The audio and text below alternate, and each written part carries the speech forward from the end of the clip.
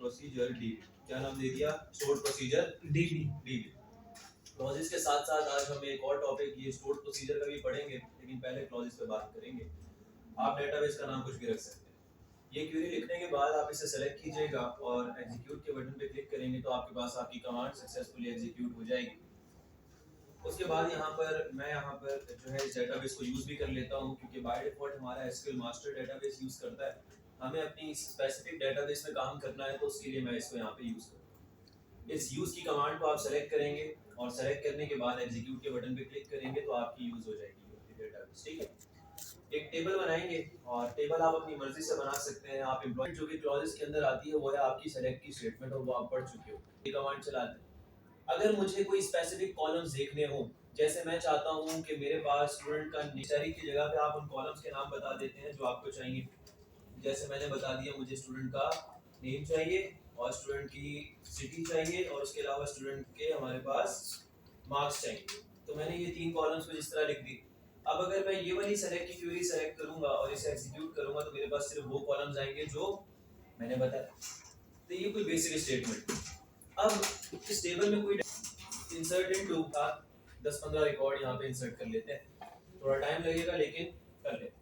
सबसे पहली चीज हमारे, और आप लोगों ने भी कुछ इसी फॉर्मेट का डाटा जो है सेव करवाना है ताकि क्लॉजेस को सही तरीके से समझ सकें। ठीक है, अब यहाँ पर हमारे पास अगर हमें सारा डाटा सेलेक्ट करके देखना हो तो क्वेरी ऑलरेडी लिखी हुई है, आप उसी सेलेक्ट करेंगे, F5 प्रेस करेंगे तो आपका तमाम डाटा यहाँ पर आ चुका है। अगर आप कोई स्पेसिफिक डाटा देखना चाहते हैं, जैसे मैं चाहता हूं कि जुनेद का रिकॉर्ड सेगा, उसके लिए यही सेम क्वेरी आपकी लगेगी। मैं यहाँ पे दोबारा लिखूंगा select static from TBL students. Static का मतलब सब कुछ लेकर आ जाओ टीबीएल स्टूडेंट से, लेकिन किसका? मैं आगे लिखूंगा वेयर जहां पर हमारे स्टूडेंट की जो आईडी है वो बराबर हो जाए किसके? 2 के, सॉरी 1002 के। किसके? 1002 के। तो ये करेगा क्या? उस यूजर का तमाम डाटा लेकर आ जाएगा जिसकी आईडी 1002 है। अब इसे जैसे ही मैं सेलेक्ट करूंगा, एग्जीक्यूट करूंगा तो सिर्फ जुनेद का रिकॉर्ड आ जाएगा। सही है। अच्छा, जरूरी नहीं है कि आप अगर इस तरीके से किसी स्पेसिफिक यूजर का डाटा देखना चाहे, स्टूडेंट का जो नेम है वो बराबर हो जाए, सिंगल कोट्स में मैं लिख देता हूं हसन। क्या लिख दिया? मैं इसको कंप्लीट सेलेक्ट करूंगा और एग्जीक्यूट करूंगा तो किसका रिकॉर्ड आ गया? तो नेम से भी आप कर सकते हैं, आईडी से भी कर सकते हैं, फीस से भी कर, सिटी, और आप यहाँ पे लिख दें कराची, तो कराची वाले सारे आ जाएंगे। ठीक है, मैं यहाँ पे क्या दे दी? सिटी कराची। और इसे अब मैं कंप्लीट सेलेक्ट करता हूँ, एग्जीक्यूट करता हूँ तो जो भी कराची वाले हैं वो आपके पास एक और क्लॉज आता है जिसको हम कहते हैं ऑर्डर बाय। अगर आप असेंडिंग ऑर्डर में या डिसेंडिंग ऑर्डर में कुछ देखना चाहते हैं तो फिर मैं बोलता हूँ ऑर्डर बाय। ऑर्डर बाय लगाना किस कॉलम पर है? मैं लगा देता हूँ लेट्स सपोज स्टूडेंट के मार्क्स पर। मैंने लिखा सेलेक्ट करके ले आओ सब कुछ, कहां से? टीबीएल स्टूडेंट से, और मैंने एक क्लॉज लगा दिया ऑर्डर बाय का, किसके ऊपर?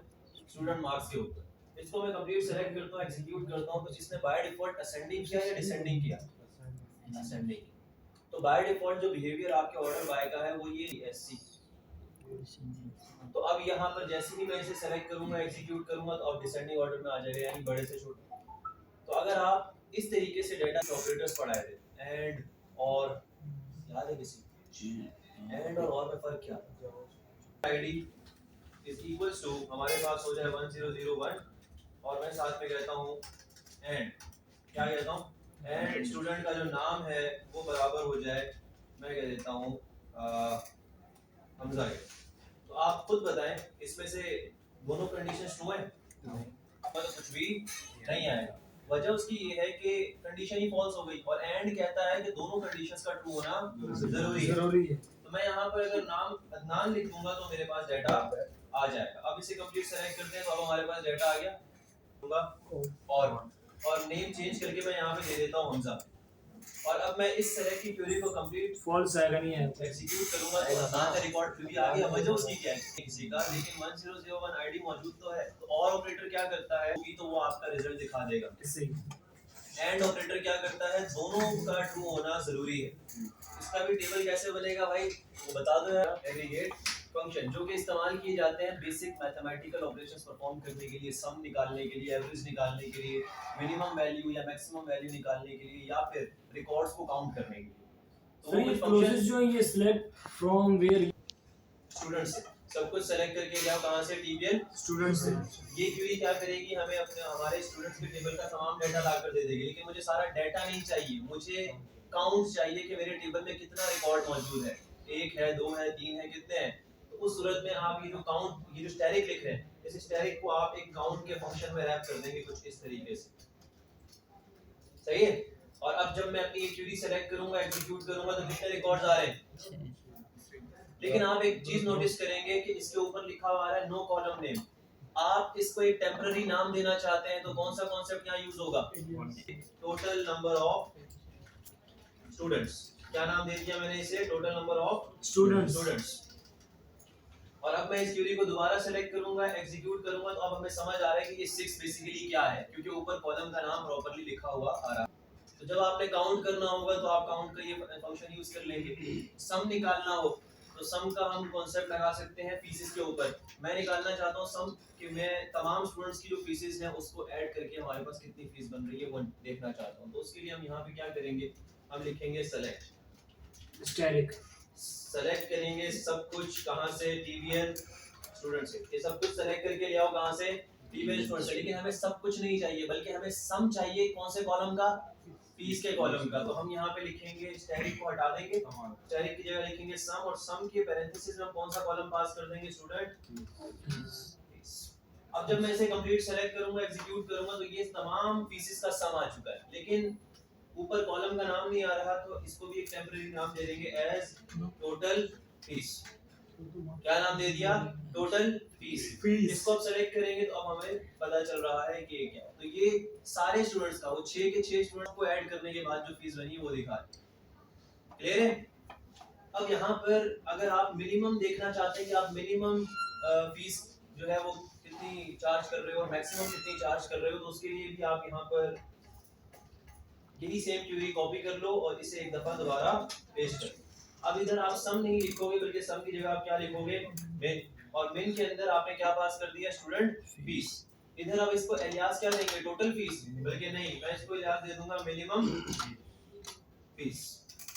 और इस क्वेरी को अब हम सेलेक्ट करेंगे एग्जीक्यूट करेंगे तो मिनिमम फीस जो हम चार्ज कर रहे हैं वो आ जाएगी, तो वो है 1000 rupees.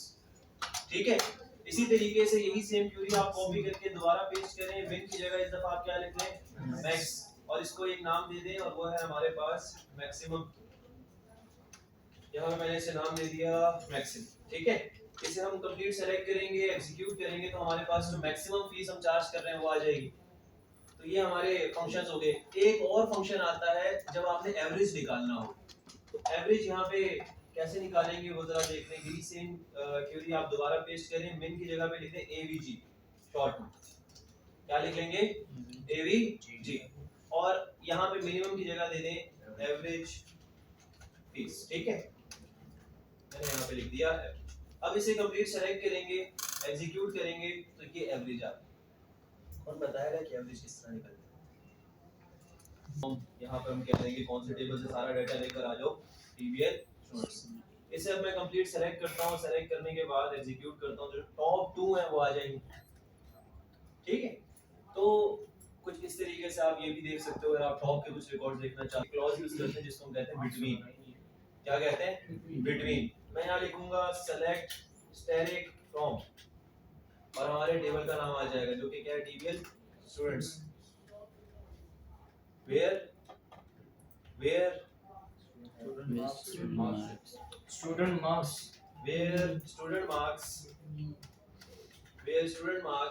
is less than between 60 and 80। इसे अब हम कंप्लीट सेलेक्ट करते हैं एग्जीक्यूट करते हैं तो वो स्टूडेंट्स आ गए जिनके मार्क्स 60 से लेकर 80 के बीच में एग्जिस्ट करते थे। तो बिटवीन बेसिकली एक रेंज आ, इस रेंज से इस रेंज के बीच में जो भी रिकॉर्ड्स हैं वो आ रहे हैं। सर ये बिटवीन क्या क्या देखिएगा, मैं यहाँ लिखूंगा सेलेक्ट स्टैटिक फ्रॉम, सब कुछ लेकर आ जाओ कहाँ से, TBL students, where student city in, और इन के बाद आप यहाँ पे राउंड ब्रैकेट्स यूज करेंगे और जो जो सिटीज आप देखना चाहते हैं उनके नाम बताते हैं। मैंने कहा कराची और कराची के अलावा लाहौर। तो अगर मैं अलग से देखता तो कराची के लिए एक अलग क्वेरी लगानी पड़ती, लाहौर के लिए अलग क्वेरी लगानी पड़ती, लेकिन अब मैंने एक ही क्वेरी में दोनों को सेट कर दिया और अब जब मैं इस क्वेरी को सेलेक्ट करूंगा तो दोनों आ जाएंगे, कराची वाले भी लाहौर वाले भी। तो अगर हम चाहें कि लाहौर वाला एंड में है तो सब कुछ लेकर आ जाओ, कहाँ से, टीवीएल स्टूडेंट से। लेकिन अभी हमें सब कुछ नहीं चाहिए, हम यहाँ पे ग्रुपिंग परफॉर्म करेंगे।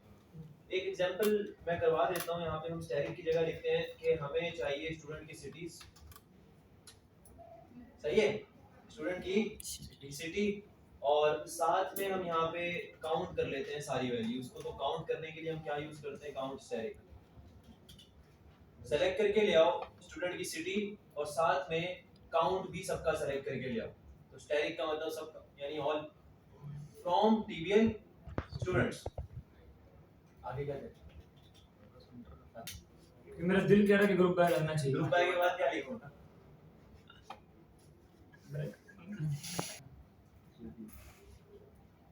नहीं करो तो आप देखेंगे कि हर सिटी का काउंट आ जाएगा। इस्लामाबाद के 2 हैं, कराची के 3 यूजर्स हैं, स्टूडेंट्स हैं, और लाहौर का 1। तो उसने क्या किया, देखते हैं कि सिटी चाहिए सर, इलियास में काउंट बाय बस इलियास ही हुए सिटी। ठीक है, इस क्वेरी को अब हम जैसे ही सेलेक्ट करेंगे तो अब कॉलम का नाम यहाँ पर काउंट बाय सिटी हो चुका है। ठीक है, तो आपने ये भी कर लिया। मैंने ये ब्रैकेट में स्टैटिक आएगा, देखो सेलेक्ट करता हूँ तो सिर्फ वो सिटी आई जिसके काउंट में 2 से ज्यादा स्टूडेंट्स हैं। अगर मैं यहाँ पे काउंट स्टैटिक ग्रेटर देन 1 कर देता हूँ तो ग्रेटर देन 1 में कौन कौन आता है, लाहौर नहीं, इस्लामाबाद और कराची। तो जैसे इस क्वेरी को हम कंप्लीट सेलेक्ट करेंगे तो इस्लामाबाद भी आ जाएगा, कराची भी आ जाएगा।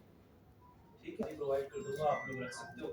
इतनी चीजें समझ में आती हैं। लाइन के बाद सिंगल कोट्स में ए, बस वो दे देंगे जो हमें चाहिए, ए और साथ में परसेंट, यानी परसेंटेज का। जी जी, वो उसके अंदर ही आएगा। जैसे ही इसे एग्जीक्यूट करेंगे तो वो नाम आ जाएंगे जो कि कहां से स्टार्ट हो रहे हैं।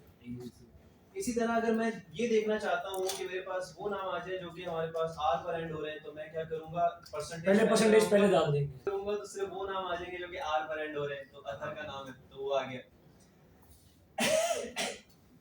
और पहले हम एक काम करते हैं, अपना जो टेबल है उसे एक दफा सेलेक्ट करके परसेंट के बाद ए और दोबारा परसेंट, तो डी वाले फायर आ जाएंगे। क्या लिखा मैंने, डी ए और फिर दोबारा क्या लगा दिया, परसेंट। इस क्वेरी को मैं जैसे ही सेलेक्ट करता हूँ, एग्जीक्यूट करता हूँ, कुछ आया। अब मैं यहाँ लिखता हूँ नहीं, मैंने डी एन, इसे अब कंप्लीट सेलेक्ट, मेरा नाम आ जाएगा। एग्जीक्यूट करते हैं तो वो नाम आ गया जिसके बीच में क्या आता है, डी एन, अदनान। उसकी वजह पता है क्या, स्कोर लगा दूं, 4 बार अंडरस्कोर लगा दूं, या फिर 3 दफा लगा के एंड पे लिख दूं ए एन। जो लास्ट का एन होगा जिसमें अल्फाबेट से 3 मैंने शुरू में नहीं बताए और उसके एंड पे ए एन आता है। तो आप इस तरह की भी सर्चिंग कर सकते हैं। क्रिएट के बाद आप लिखते हैं प्रोसीजर। अब आप पूरा प्रोसीजर यहाँ पर लिखें या फिर सिर्फ PROC लिख दें तो भी आपका काम हो जाएगा। क्लियर है, शॉर्ट में लिखें या पूरा लिख दें। स्टोर प्रोसीजर, क्रिएट प्रोसीजर के बाद आप यहाँ पे अपने स्टोर प्रोसीजर का नाम बताएंगे। अब रिकमेंडेड ये है कि आप जब भी कोई स्टोर प्रोसीजर बनाएं उसका नाम आप कुछ भी रखना चाहें, शुरू में उसके SP लिख दें।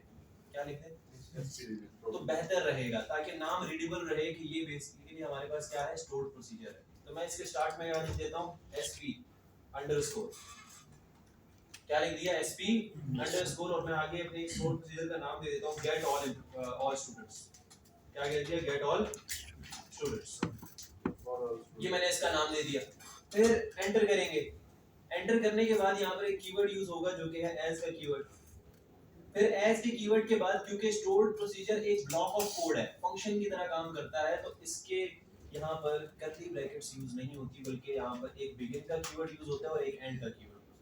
तो ये जो बिगिन है ये बेसिकली स्टार्टिंग कर्ली ब्रैकेट का काम करेगी, और जो एंड है वो बेसिकली एंडिंग कर्ली ब्रैकेट का काम करेगी। जो प्रोग्रामिंग कर्ली ब्रैकेट्स यहाँ पे बिगिन और एंड, यहाँ पर वो जो क्वेरी है वो इसके अंदर हम पेस्ट कर देंगे जो हम फ्रीक्वेंटली यूज करना चाहते हैं। तो मैंने इसके अंदर वो क्वेरी रख दी। ठीक है, अब ये जो पूरे स्टोर प्रोसीजर है, ये पूरी क्वेरी है, इसे आप कंप्लीट सेलेक्ट करेंगे और एग्जीक्यूट करेंगे तो आपका स्टोर प्रोसीजर बन चुका है।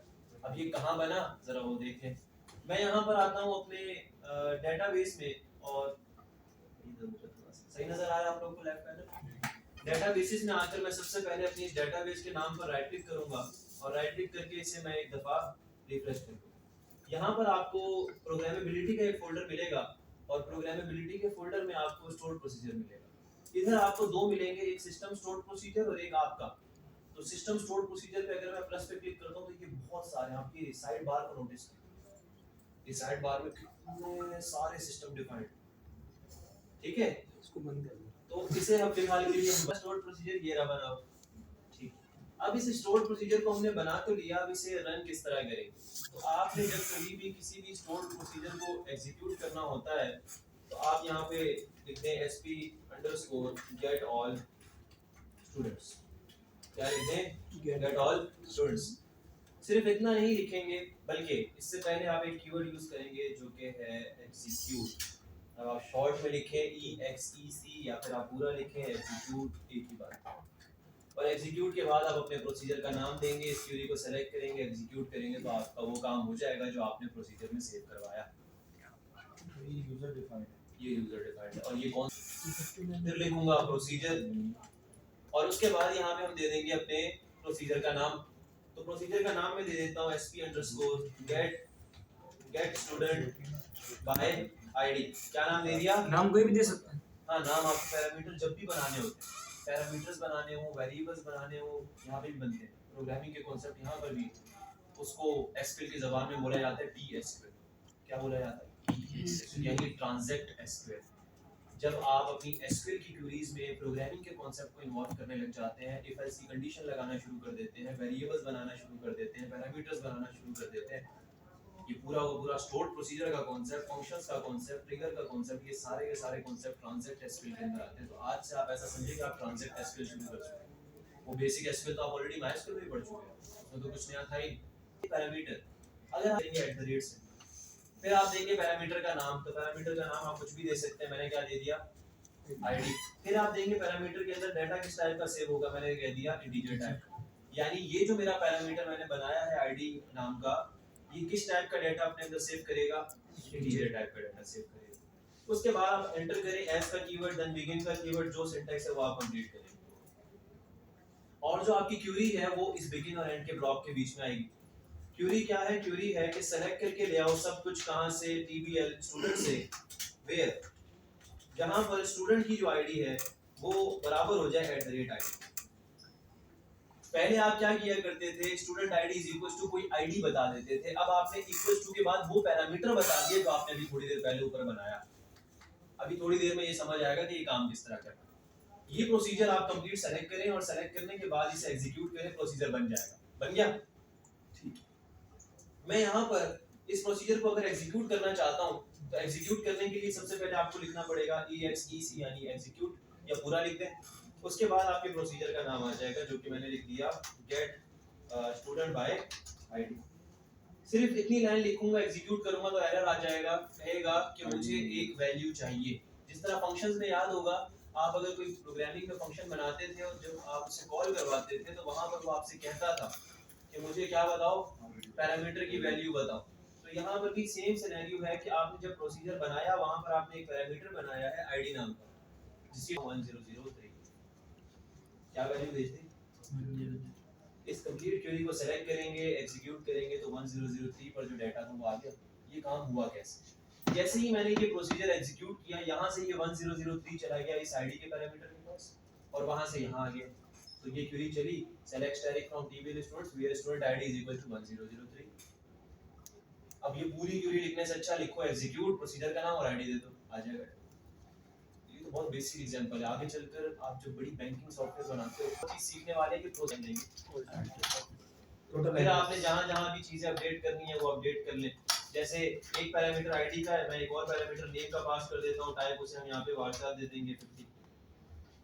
और ये जो क्वेरी हमने लिखी है select static from TBL students where student ID is equal to @id, साथ में लिख देंगे and student name is equal to याद आ रहा है? थोड़ी देर पहले ऊपर ये क्वेरी रन की थी, स्टूडेंट आईडी और नेम, एंड का ऑपरेटर पढ़ा था, याद आया? वही कर रहे हैं। अब जब आप ये प्रोसीजर एग्जीक्यूट करेंगे तो पहले तो आप एक काम करें, ये प्रोसीजर की क्वेरी को चला लें क्योंकि आपने ऑल्टर किया है। क्रिएट नहीं करेंगे अभी, क्रिएट नहीं करेंगे, क्रिएट ऑलरेडी वो हुआ है, हमने जस्ट उसके अंदर चेंजेस किए हैं, एक पैरामीटर एक्स्ट्रा ऐड कर दिया, क्वेरी थोड़ी अपडेट कर दी, इसीलिए मैंने उसके साथ क्या लिख दिया? ऑल्टर। अब मैं इसे कंप्लीट सेलेक्ट करूंगा, एग्जीक्यूट करूंगा तो नीचे हमें मैसेज हो चुका है। इसको एग्जीक्यूट करते हैं तो हमें एरर मिलता है, कहता है प्रोसीजर और function sp get student by id expects parameter @name। तो आप यहाँ पर एक नाम भी भेज दें, मैं नाम में भेज देता हूँ यहाँ पर अहमद।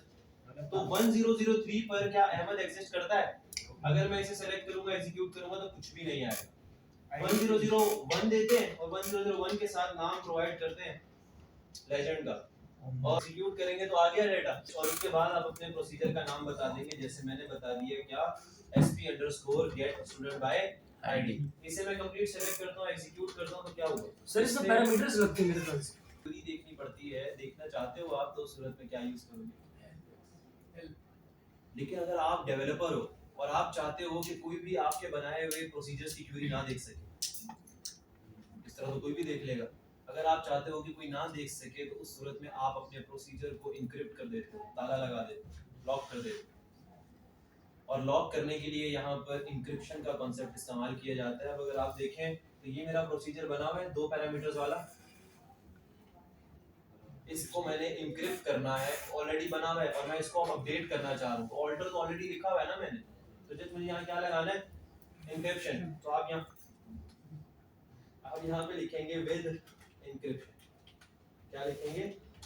With encryption. अच्छा, विद इंक्रिप्शन आपने एस के कीवर्ड से पहले लिखना है, विद इंक्रिप्शन कुछ इस तरीके से, ठीक है। और मैं इसी क्वेरी को दोबारा कंप्लीट सेलेक्ट करूंगा, एग्जीक्यूट करूंगा तो मेरे पास कमांड सक्सेसफुली एग्जीक्यूट हो गई। अब दोबारा यही sp_help text की क्वेरी को हम यहाँ पे एग्जीक्यूट करेंगे तो आपको यहाँ पर मैसेज मिल जाएगा the text for object sp_get student by id is encrypted। और अगर आप अपने लेफ्ट साइड पे अपने प्रोसीजर्स के फोल्डर को रिफ्रेश करोगे तो आपको यहाँ पे आपका प्रोसीजर नजर आ रहा है get student by id, इसके साथ आपको एक छोटा सा लॉक नजर आ रहा है, ठीक है। क्योंकि हमने वो लॉक लगा दिया ना कि और देख डाल प्रोसीजर देगा का नाम आ खत्म। जाएगा sp_get student। ये मैंने बगैर देखे बताया सर। सक्सेसफुली एग्जीक्यूट हो गई। अगर आप लेफ्ट साइड पे अपने प्रोसीजर के फोल्डर को रिफ्रेश करेंगे तो आपको यहाँ पर आपका प्रोसीजर अब नजर अगर लिस्ट देखनी हो ना नहीं है। उसमें ये कि